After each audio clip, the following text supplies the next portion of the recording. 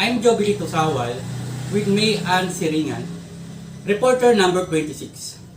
We are talking about cervical cancer. Okay? Introduction about cervical cancer. Cervical cancer is the third most common cancer in women worldwide. Cervical cancer is a disease that develops quite slowly and begins with precancerous conditions known as dysplasia. Dysplasia is easily detected in the routine pap smear and it's completely treatable.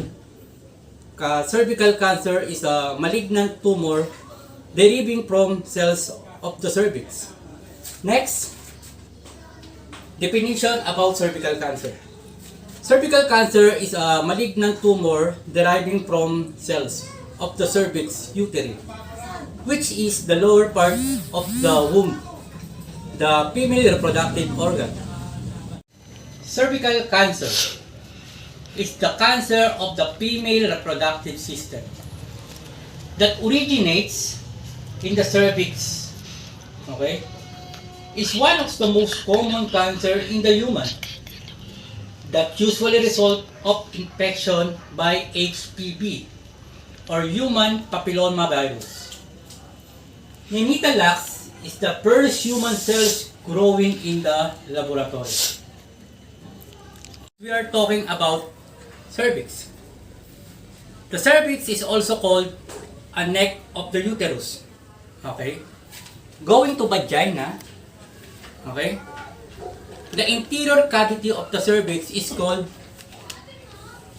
cervical canal. It can be divided into two sections. The endocervix. Endocervix is exclusive to uterus, not visible on naked eye, and gland to columnar epithelial cells. Okay? To produce mucus. And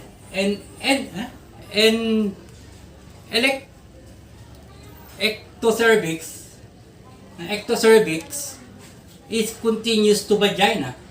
Okay, ectocervix continues to vagina, and it's lined to mature squamous epithelial cells. With the squamous of the ectocervix and columnar epithelial of the cervix, is the line called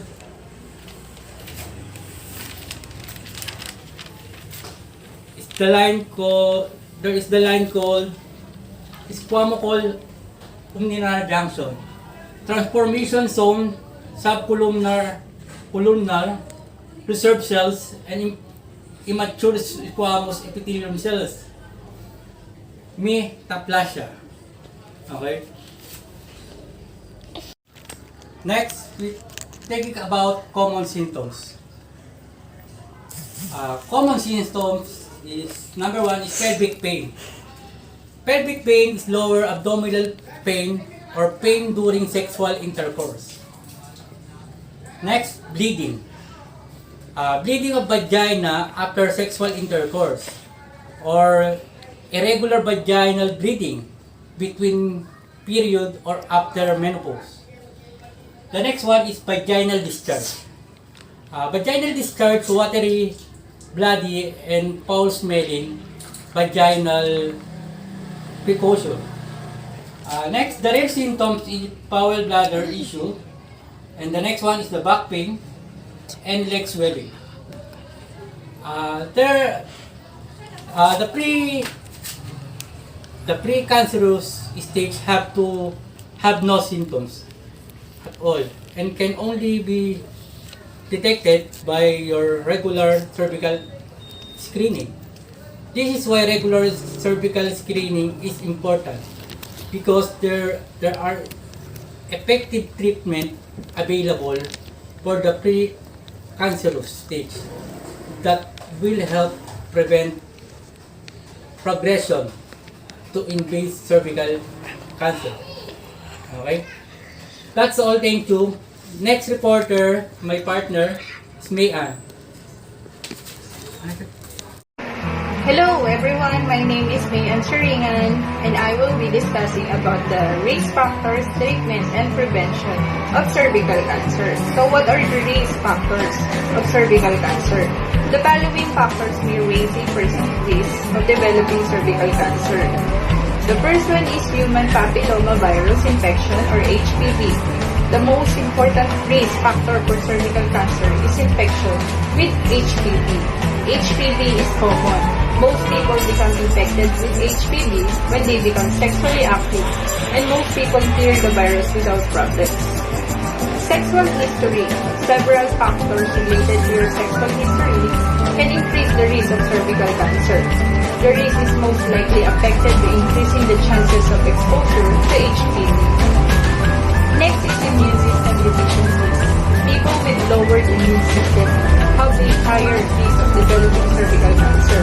A lowered immune system can be caused by immune suppression from corticosteroid medications, organ transplantation, treatments for other types of cancer, or from the human immunodeficiency virus, or HIV, which is the virus that causes acquired immune deficiency syndrome, or AIDS.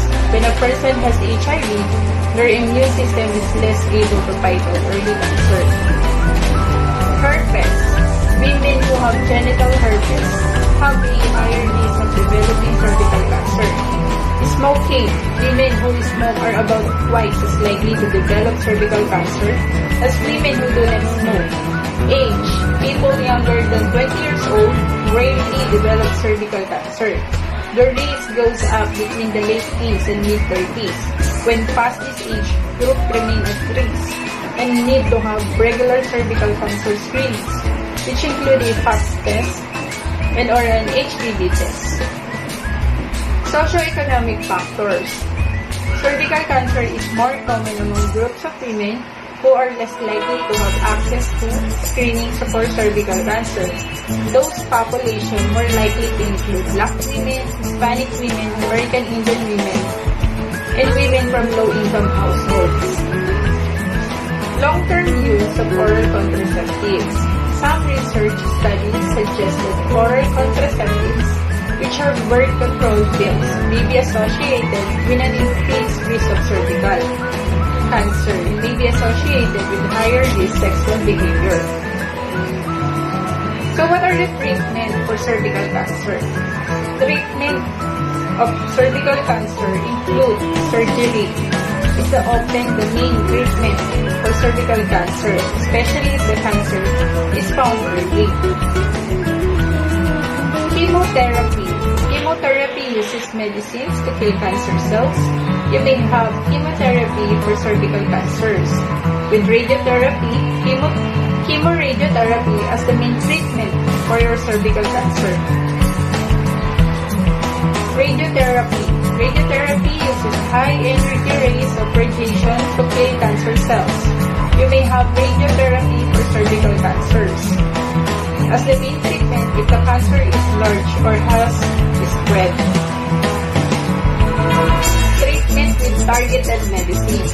The aim of these medicines is to help make the cancer smaller or stop it getting any larger, not to cure the cancer.